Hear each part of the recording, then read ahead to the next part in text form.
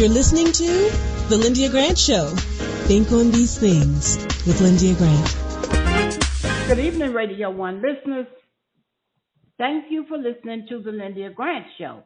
Spirit 1340 WYCB, the oldest gospel radio station in Washington, D.C., and it is the first contemporary gospel outlet in the United States. Today is Friday, July 28, 2023. Our show is heard throughout the DMV live at 6 p.m. Eastern Time. And we're heard on YouTube each and every week. Subscribe to my YouTube channel. It's called The Lyndia Grant Show, Think on These Things. Welcome to today's show. My guests are Jasmine Saville. She is an RN, MPH, MSSW, a whole health director for AmeriGroup DC. She's going to be talking to us about some changes that Medicaid requires of all of you who have health insurance with them. But we're going to go now first to talk to Dr. Julia Malvo. She talks to us about economy and politics. Dr. Malvo is a nationally known economist. She is the dean at Cal State Los Angeles, one of two president emeritus at Bennett College. She has her PhD in economics. She's a world traveler. I love to say that because she might be anywhere, anytime. She's the president of Push XL, the youth organization founded by Reverend Jesse Lewis Jackson out of Chicago, Illinois. Welcome to the show today, Dr. Julian. Let's talk politics. Well, Lyndia, first of all, always a pleasure to be with you.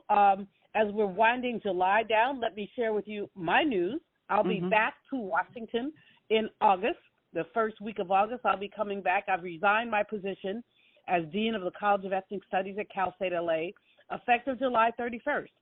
I had a great time here, and ethnic studies is so very important, as we all know.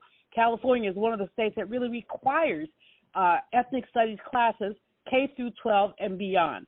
So it's an exciting time to have been here. But, you know, D.C. is my first love. It's where my home is. And in addition to that, I have a book to finish, which requires me to spend significant time at the Library of Congress. Anyway, y'all are among the first to know. And if you have opportunities for me, as you know, I love to run my mouth for pay. Call, write, and let me know what we can do to you, for you, and with you. Now, I'm going to pivot right away to the economy because the Fed has yet again raised interest rates. They're now the highest level in 22 years. They're very concerned about inflation, especially because we were heard on Thursday that growth was 2.4%. So you had economists saying, oh, we're worried about a recession. Well, now with 2.4% growth and 4 quarters in a row of growth. If there is to be a recession, folks, it's likely to happen, unfortunately, in 2024, which has implications for President Biden. But at the same time, what this is economic good news, but don't go out and spend all your money and go to Disneyland. First of all, Goofy escaped from Disneyland and moved to the governor's mansion in Florida. Just saying. But secondly, keep doing financially prudent things. The reason we have so much growth is that people are spending money. People are spending a lot of money. And government is spending money as well. We know that the Republicans are trying to rein in government spending, and that's a mixed thing. I'm not saying not good, not bad. It's a mixed thing. So that's number one. But number two, people made money during COVID. A lot of people made money. And some people didn't spend money during COVID because they didn't go outside. And so now they're outside. They're at the mall. They're spending. Don't spend it all, y'all. Save a little bit of it. So that's the economic news. Now, the political news, I did say that Goofy escaped Disneyland. True, he did. He moved right into the governor's mansion, sitting next to Ron DeSantis, the Florida governor. Why do I say all that? Well, because they have actually issued guidelines that said that people who teach Black history must teach that slavery was beneficial. People learn skills in enslavement that they could use in later life. Well, there are two things about that. First of all, that's like saying that Jewish people benefited from the Holocaust because they learned how to burn people up when they were doing all the work that they had to do in the Holocaust. So we're not even going there. But the second issue is that in many southern states, Black people were barred from owning the tools of their trade. So we were blacksmiths in enslavement. After enslavement, often if there was a white blacksmith in town, the blacksmith didn't have a prayer. So, right. This is just fiction. It's utter fiction. So let's stop the fiction. Let's fight back. I'm imploring every teacher. I'll be meeting with the unions when I get back to D.C. Stop this nonsense, y'all. We have to stop it. This is the craziest nonsense I've ever heard. Okay, moving right along. Speaking of President Biden, Hunter Biden thought he had a deal. He thought that he was going to avoid jail because of tax evasion and other things, but they put the deal on hold. Meanwhile, the Republicans are talking about impeaching Joe Biden because they believe that Hunter Biden got favorable treatment from the Department of Justice. But we know full well that the Department of Justice does not cut deals with the likes of Hunter Biden. In other words, they would have had to be very careful to ensure that Brother Baby Biden, didn't get a deal that nobody else had ever gotten. So the Republicans wanting now to say that they want to impeach Joe Biden, this is just payback from the Orange Man. And we're not going to talk about the Orange Man much, except to say he's back in the news too. Yes, because now his chickens are coming home to roost. Not only do we have the documents case, we have the New York and Georgia cases about his electoral tampering, and we have the case now coming up about January 6, 2021. So they can do whatever they want to. Truth is a stubborn fact. Dr. Bayer used to always say, truth is a stubborn fact and a lie will die. Well, yes, the stubborn truth is that man is a criminal. Just a couple more things, Lyndia. You tell me when I need to stop. I want to talk for a moment, however, about Carly Russell. This is a sister who lied and said that she had been abducted by some white people, and she had seen some child being abducted. So her lawyer finally issued a statement, and people are very upset. I'm very upset because, I have to shout out Roland Martin, my colleague, and as you know, I show up on his show on Mondays. But I have to shout out Roland, who does a segment every day called Black and Missing. I mean, missing black women, missing black people, it happens all the time. Why this young lady felt that she needed to do this is a mystery to me, and I'm very, very disturbed by what she did. But at the same time, I don't know if anybody remembers, we old, you remember, the Runaway Bride. Remember the white girl who went missing and then she showed back up and everybody said, oh, it was a mental health issue and oh, whoa. Well, let's say the same thing about this sister. Let's not turn this into, it was a hoax. That's right. And she should be appropriately dealt with. Basically take her to the nearest psychiatrist and lock her up for 30 days. That's my prescription for her. But in any case, having said that, the point is that some people just say, oh, see, all this black stuff is a hoax. It's not a hoax. We see today's Washington Post, or yesterday's Washington Post, rather, had a piece about young women disappearing, and we know that black women are being trafficked. So shame on little Miss Carly, but please get her help. But let's keep the focus on the black and missing. And it happens, as I said, way too often. We won't throw her under the bus. I've been saying that same thing, Dr. J. No, we can't throw her. She's a young black woman, 25 years old, obviously very troubled. Now when a white person goes and shoots up a black church, they say, oh, mental illness. Let's say the same thing here, and let's drop it. This is the last time I'm going to talk about it, unless somebody makes me. All right. Well, thank you, Dr. J. We'll talk to you when you get back here, and good luck to you and your move, and we're so happy to have you coming home. Me too. Thank you. Love you. Take care. Stay tuned. If it wasn't for my care coach at AmeriHealth, I probably wouldn't be so healthy right now. As a man, we don't get checkups or see a doctor regularly anyways. It's probably just a man thing because none of my partners go either. We know we should, but we just don't, and hope it works out. So what changed for you? AmeriHealth assigned me a care coach, somebody that gives one-on-one help, answer questions, explain things, and help set my appointments. She also helped me understand what having high blood pressure really means and ways to manage it so it doesn't kill me. It ain't nothing to play with. If you're a member of AmeriHealth, ask for a care coach. I'm glad I got mine. At AmeriHealth, if you need a care coach, you can have one. Just call us at 1-877-759-6224 to get connected. 1-877-759-6224.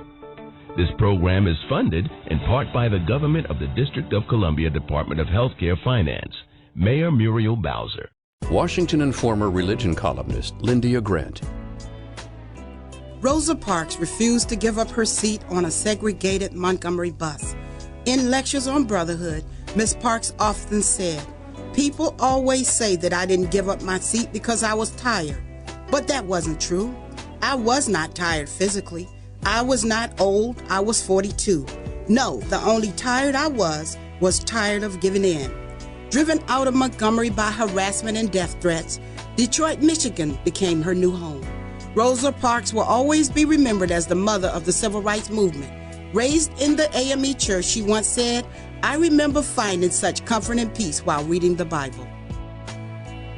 Read more in the religion column of the Washington Informer, an award-winning African-American newspaper. We don't report crime or gossip, just positive news. Pick up the Washington Informer or visit us online at washingtoninformer.com. Call 202-561-4100 for more information. This is Frank Smith with the African American Civil War Museum in Washington, D.C., located at 1925 Vermont Avenue Northwest on the Green Line. Did you know that a recent study found that children who visit museums do better in school and in life than children who do not? So parents, teachers, and preachers, let's get moving. I promise you, if you bring your children to the African American Civil War Museum, they will be inspired by the images that they see. They will be impressed by our living history reenactors who are always available, and they will be involved in our scavenger hunt that takes them throughout our exhibit. That's the African American Civil War Museum, 1925 Vermont Avenue. Our hours are 10 to 6:30 on weekdays, 12 to 4 on Saturdays and Sundays. See it. Be inspired. Thank you for listening to the Lyndia Grant Show, and we are back from our commercial break. I am now going to talk to my second guest. Her name is Jasmine Saville. She's a public health professional, MPH University of Memphis, 2013. She's a licensed social worker, LGSWDC, University of Tennessee in 2007. And she's a registered nurse from Prince George's Community College right here in the district, DMV, in the year 2022. She has worked in healthcare in a range of settings for more than a decade. Her interests include perinatal health and infant care. Infant care help for the entirety of the reproductive life cycle, chronic disease self-management, and social determinants of health. In her current opportunity, she serves as a whole health director for AmeriGroup DC, and she oversees their population health strategies and SDOH initiatives to drive best outcomes and promote multidimensional wellness. Welcome to today's show, Jasmine. I'm so happy to have you on with us today. I saw your article that you wrote in the Washington Informer newspaper. How are you today, Jasmine? I'm doing well. Thank you for having me. I'm delighted to be here and, discuss some health topics. Thank you. All right. I'm glad to have you here, too. Thank goodness. I'm so excited. I've gotten so much great information about you. I am a columnist for the Religion Corner, columnist for the Washington Informer for 18 years. So I see where you have written a column in the Informer as well. Tell us a little bit about that, and then I'm going to get into my questions. What was that column about?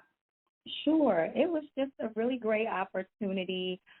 Thank you to the Washington Informer, where I got to share some thoughts about the social determinants, the social drivers of health, especially in light of what we learned during the COVID-19 pandemic. So just sharing some insights about how, healthcare is more than just the services we receive in a doctor's office or at a clinic, but it also includes the access to social needs that help to drive and maintain wellness. And you know what I enjoyed when I read it, at least I think I read part of it, talking about some of the ills that you ran into back during COVID when everybody had to be at home. So now you got the mom and dad at home working, and if you got 2 or 3 kids, they doing school from home, and all of a sudden there's an internet overload. So with so many new things for all of us to consider. Absolutely. Absolutely. All right. Well, let's get into the topic of what we're going to talk about today. Could you tell me more about yourself and your work for AmeriGroup DC? Sure. So AmeriGroup DC is a wholly owned subsidiary of Elevance Health, and we provide quality, person-centered healthcare coverage to enrollees in the DC Medicaid and Alliance program. So we're one of the managed care organizations here in the district.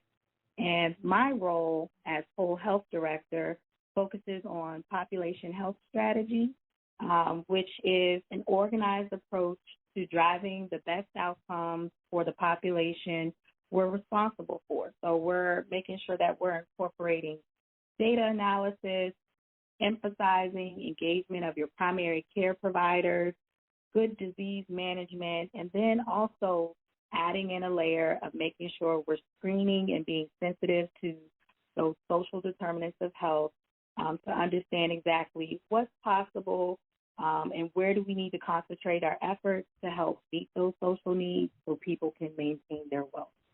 And could you tell us in everyday layman's terms so the listeners at home could understand more about the topic, basic social drivers of health? What exactly do we mean by that?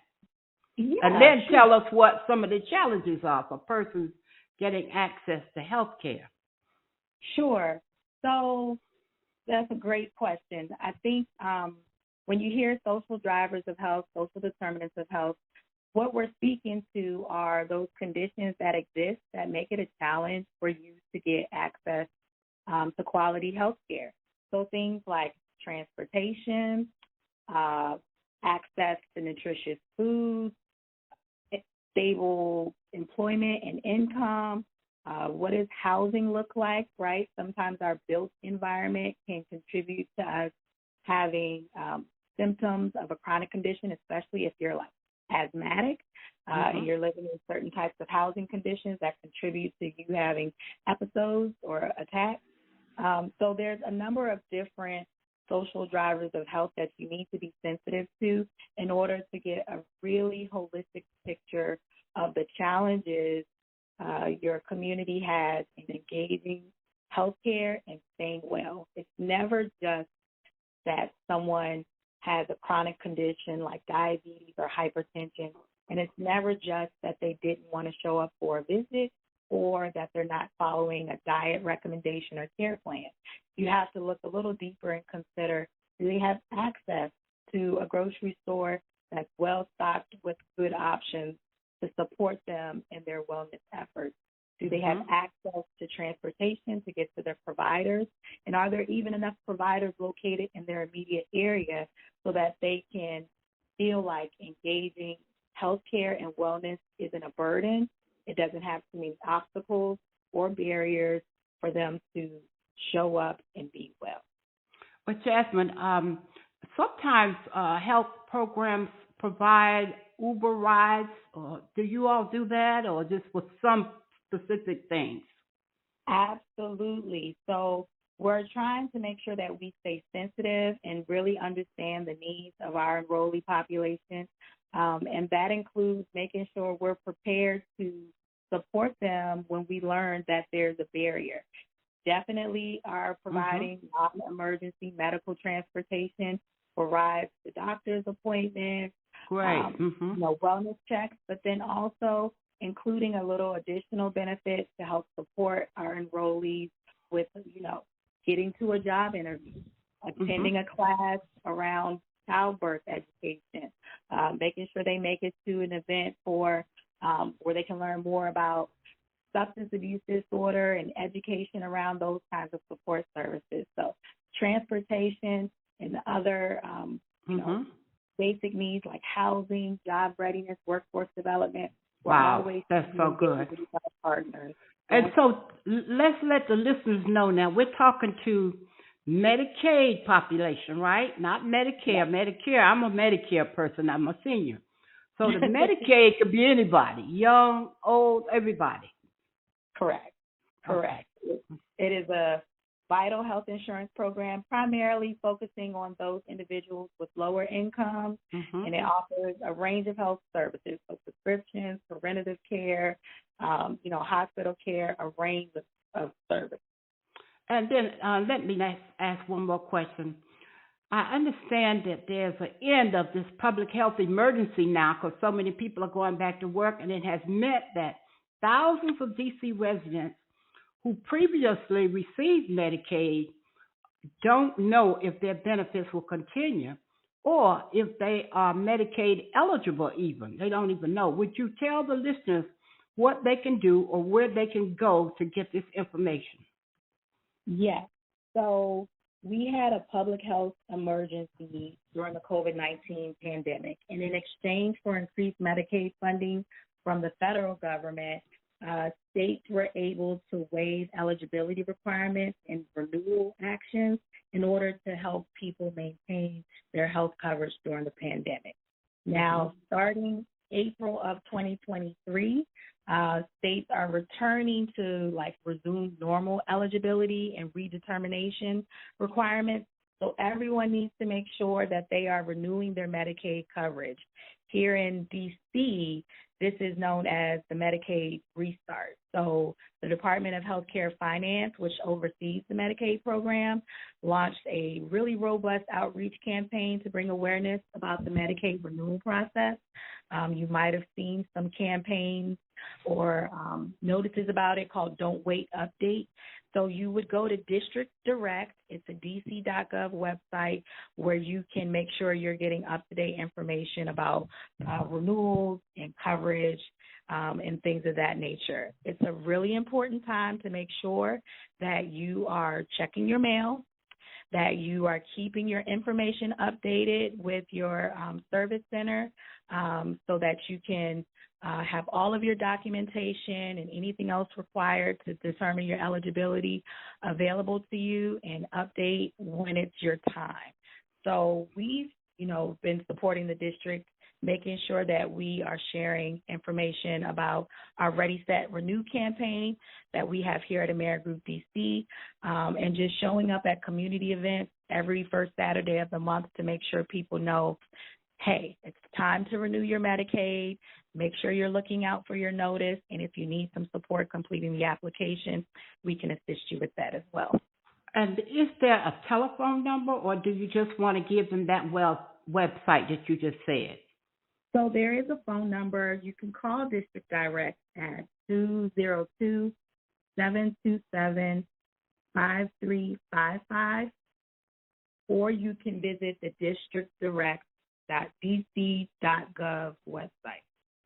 All right. Well, we've been talking to Jasmine Saville, and she has been working with groups here in D.C. with Medigroup D.C. And so we are so happy to have had you. Just give the listeners your closing comments before we end, because we are only a 30-minute show, Jasmine. Sure. I just want to encourage everyone to make sure that they are updating their information at the District Direct website. We want to make sure that we get through this Medicaid restart, this Medicaid renewal, with as many people continuing their coverage without any upset. We realize how important having health insurance is to our enrollees here at AmeriGroup DC, and we're committed to supporting the district to keep, the residents covered, protected, and healthy. So thank you so much. All right. Well, I thank you for being my guest today.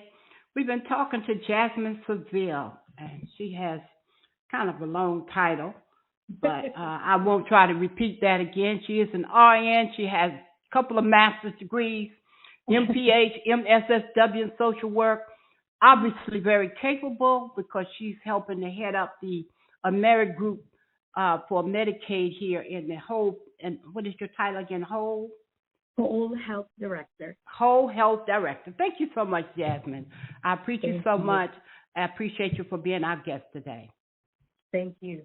Thank you for tuning in to today's show. Next week, we're going to have Father Ricardo Shepherd, the pastor of the Episcopal Church of the Atonement in Southeast D.C. They are sponsoring their annual health fair. Tune in for details. I'm going to be on the stage talking about type 2 diabetes. Then join us at the All Nations Baptist Church every Sunday. Our pastor is Reverend Dr. James Coleman. We're located at number 2 Rhode Island Avenue, Northeast D.C. And if you enjoy singing, please give us a call. Our number is 202-832-9591. We hope this show with Dr. Julianne Malvo and Jasmine Saville has been helpful to you. Earl Nightingale once said, "Words, thoughts, and deeds have a boomerang effect. So be careful what you send out. We do become what we think about." Scripture says, "My people perish for the lack of knowledge." So think of these things from the Lyndia Grant Show. I'm your host, Lyndia Grant. Until next week, good day. Thank you for listening to the Lyndia Grant Show. Think on these things with your host, Lyndia Grant.